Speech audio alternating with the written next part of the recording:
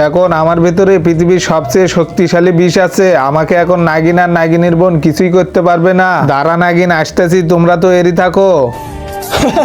এই তো নাগিনীর বোনকে পেয়ে গেছি, একেই দিয়ে পরীক্ষা করব আমার ভেতর শক্তি আছে কিনা। তুই আমাকে মেরে দে, তারপর আমি তোকে মেরে দেব। আমার তো কিছুই হলো না, আবার মারতো।